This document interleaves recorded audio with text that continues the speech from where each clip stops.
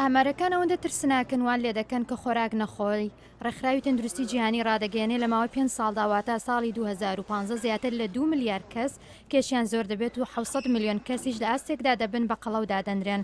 قەڵەوی کەشزۆری گرفتێکی هەروادێ و زیاد دەبن تەنانەت لە ناو خێزانە هەژار و مام ناوەندیەکانیش.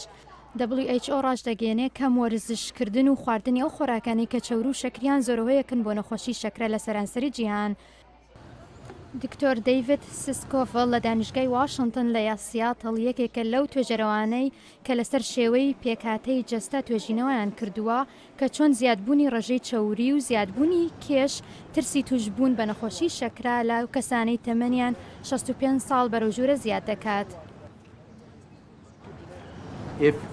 ئەگەر تۆ لە نێو 1/5 ئەو کەسانەدا بیت کە ئێمە توێژینەوەمان لەسەرکردن ئەوە لە سەدا 20 ئەو خەڵکانەی بڕی چەوری لەشیان زۆرە مەترسی توشبوونیان بە نەخۆشی شەکرە لە میانی ساڵانی کۆتایی تەمەنیاندا 4 هێند زیاترە. لە سەرەتای لێکۆڵینەوەکە هیچ لە بەشداربووەکان نەخۆشی شەکرەیان نەبوو لە ماوەی 12 ساڵدا لێکۆڵەرەوەکان پێوانەی درێژی لەگەڵ کێشیاندا کردبوو واتە کێشیان دەبێت بە پێی بەرزیان بێت. تەنانەت لە نێوان کەسانی کامەڵ سەر و 75 ساڵ ڕێژەی چەوری زیاترە لە لەشیاندا هەیە ئەوانە مەترسی ترسبوونیان دووهێندە زیاترە.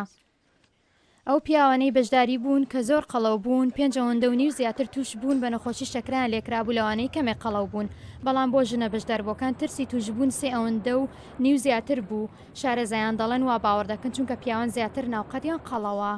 مێری بیکس یەکێکە لە توێژەرەوەکان و دەڵێت دڵنیا بکەیت کە کێشت لە ئاستێکی تەندروستدایە تەنها ڕێگەیە ترسی توشبوونت بە نەخۆشی شەکرا کەم بکاتەوە.